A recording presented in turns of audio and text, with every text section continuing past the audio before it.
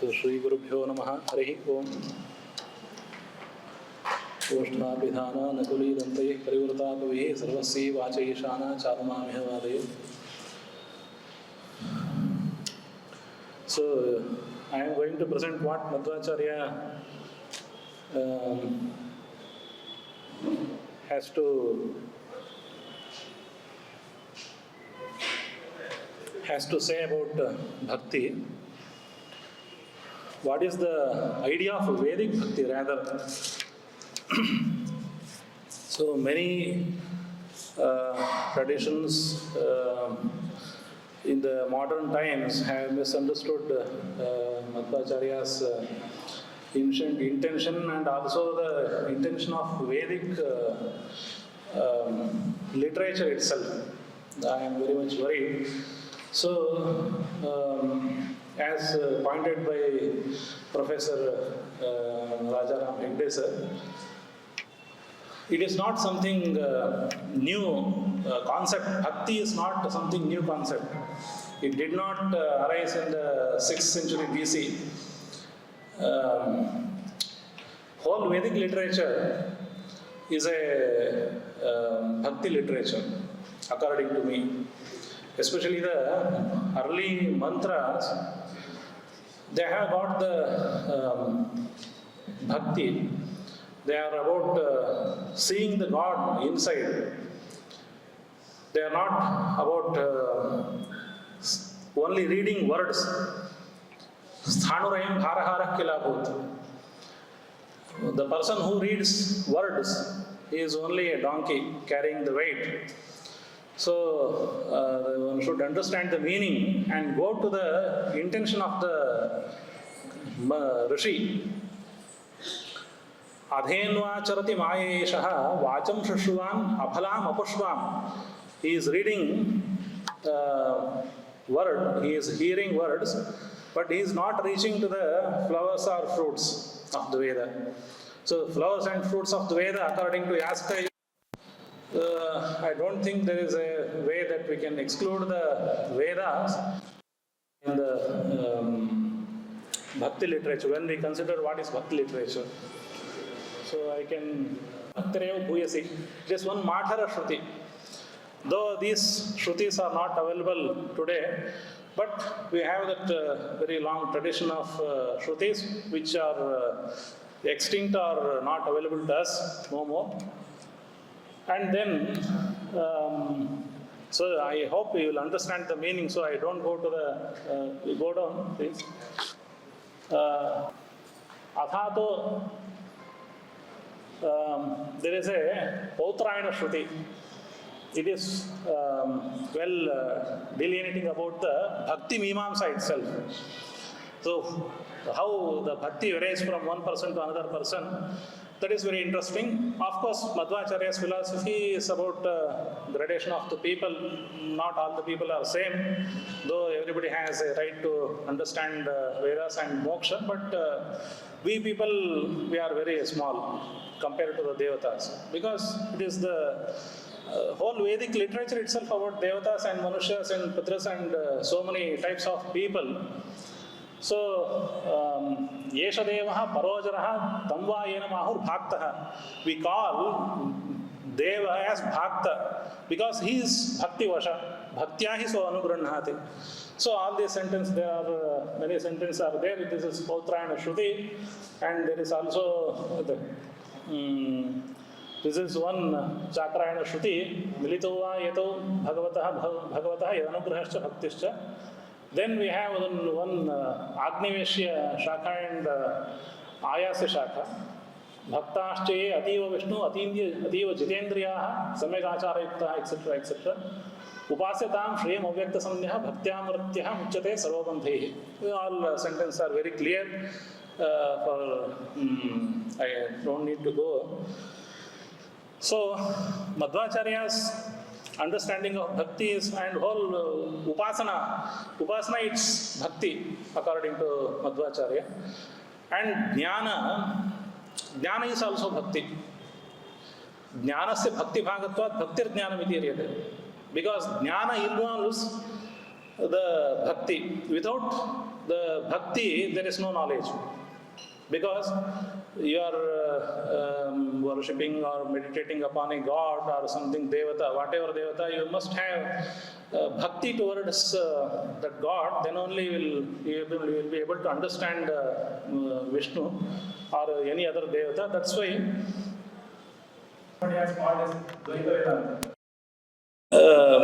because Advaita, somebody thought it is Dvaita. Of course, it is Dvaita. He is propagating Bheda, but his main intention is to propagate the Bhakti Siddhanta. So that's why either he can call it as Tattvavada to differentiate from the Shankaracharya's theory, or simply Bhakti Siddhanta is what I prefer. So, this bhakti is not exclusive to anybody else. It is open to all of us. Even all the men, all the women, and you can take in between also to modern parlance. No discrimination, because bhakti is more important than anything else. And not to exclude the animals. That is very interesting thing. Then Madhvacharya has quoted an instance of Jaritari, who is a rishi of one mantra in Rigveda. That story is narrated in Mahabharata also, where this Jaritari is a Mandapala's sons, 4 sons were there. All the sons are Pakshi, they are birds, but they have the Sukta in Rigveda. And they prized Agni, and they saved themselves from the fire that was engulfing the whole family, and Mandapala had escaped, and his wife, she was a bird. And she sacrificed, but these children, birds, they escaped from the fire because of the praised Agni with that sutta. Ayam Agni Charita, etc. Some mantras are there in the Rigveda. You can refer it. And even in the modern world, we see our Bendre had got a cat that used to, he quoted it, it used to fast on Ekadashi. And we have seen the Anantapura crocodile and Keshavan elephant in Guruvayur. How these things happen? Because everybody knows the incidents, I don't need to repeat it. What is the story of Anantapura crocodile and all other? Keshavan elephant, it died on Ekadashi or something when it was not allowed to carry out the Guruvayur. So how these things happen in even animals like crocodiles and all other things, it is all inner capability to worship or understand the things in a right perspective. So not woman or any others, or nobody is excluded in the Bhakti Parampara of Madhvacharya.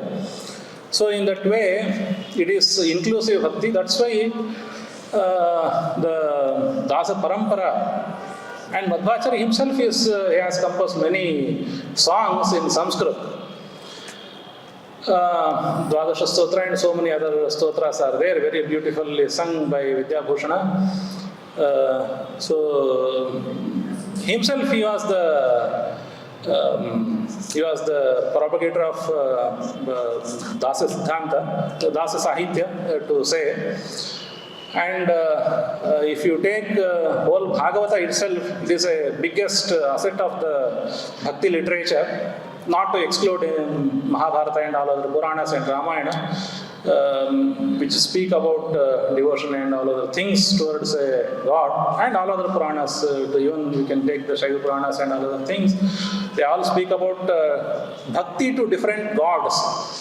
So in that way, Bhakti is a recurring theme in whole Indian literature, which speak about the salvation to understand something. And Professor Chaitra and Rajaram sir, they have called it as Vyavaharika and Paramarthika. Rather, I call it as Laukika and Alaukika. When you are in Laukika, you are wandering around what we can see from our eyes and with all our Indriyas. But when we turn our Indriyas inside, or when we meditate, we understand the inner things, it is the Bhakti. So, Bhakti is something historians or historiographers, they will not be able to understand the essence of Bhakti unless they are Bhaktas. That is the problem. We have also done many seminars on Bhakti, and daily we are chanting all other things, but I have not become Purandaradasa or Kanakadasa. So, what is the problem? The problem lies in not opening our inner eyes. We are in a university, I am daily going and teaching, and all other things are happening. But if I choose to open myself inside, I have to. Purandaradasa has shut down his shop. He went to the Vyasaraya's Sannidhi. Of course, we had our own Sannidhi. I myself, I have taught by our times Vyasaraya, Sri Vishweshwar Swamiji. But unfortunately, our eyes did not open, or not open till. I don't know what will happen. That is the problem. It is inner capacity, inner variation of the capacity of a person. That is the problem. So what happened over the time, even as Professor Rajaram sir has said, the whole literature, all the literature, even Buddha and Jaina, everything, it includes the Bhakti element. Even those who claim, who are totally against the Bhakti tradition, they are only focusing on the Jnana tradition or Karma tradition. Except for them, for the Mimamsakas especially, they are focusing about the Karma. Who were Mimamsakas? Whether there was a Mimamsaka, the followers of Mimamsakas, we don't know. It was a question raised by Professor Dayakrishna. There are so many practicing Nyaya. There are no practicing Nyayika. There are practicing Dvaitans, practicing Advaitans, practicing Vishishtadvaitans, but no practicing Nyayika or Mimamsaka. They are all included in different paths. So there is no practicing Mimamsaka. So for the Mimamsaka, there is no way. He is only concentrating on the procedure. Even in the procedure, Kumarila Bhatta he says, this Mimamsa has been hijacked by the Lokayitas. Prayena ivahi Mimamsa loke Lokayiti krata. He said, it is hijacked by the Lokayitas. Tam astika pathenitum ayam yatnaha. He says, I want to bring it to the astika patha. So astika patha means it is about the Atma Astitva and the Paraloka and etc. etc.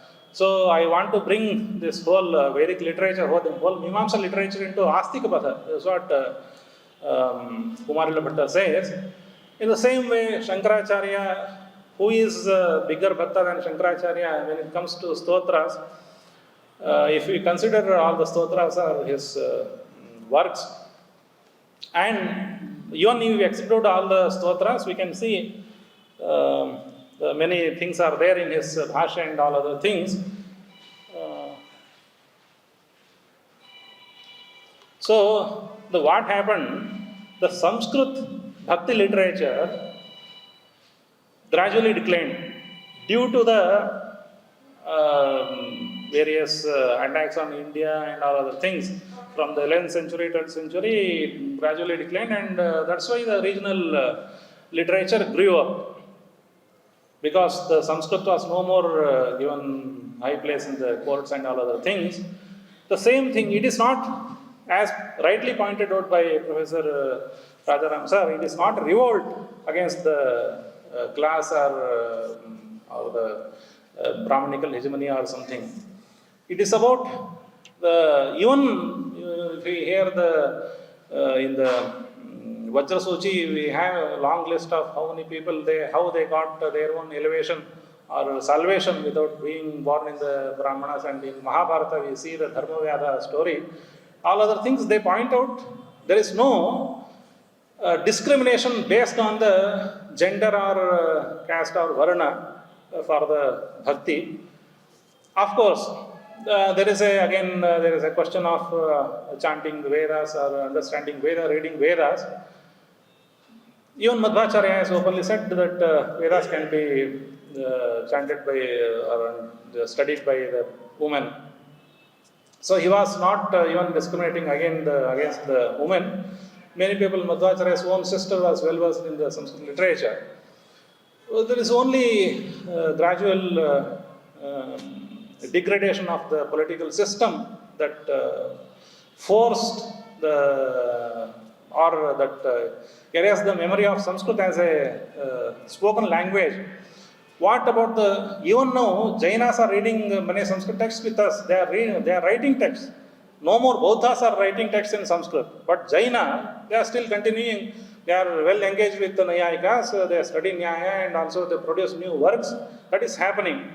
So, it is not something. Or even we have the money classification in the Jaina and Bauddha also.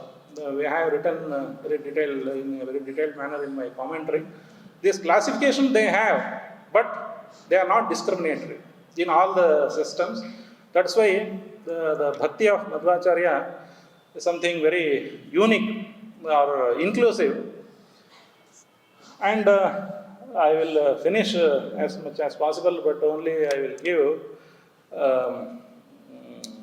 one example. There is a Markata Kishora and Marjala Kishora. So, what is the right way? How this bhakti works for the humans? Two different views are there. One is the monkey is the child monkey. It is holding on the mother monkey. So, in the way the one bhakta has to hold upon God, so God will be carrying him forward.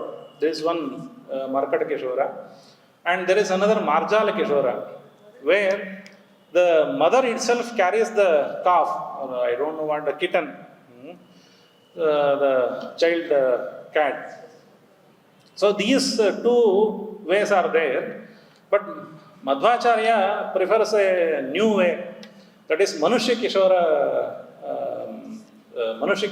Nyaya.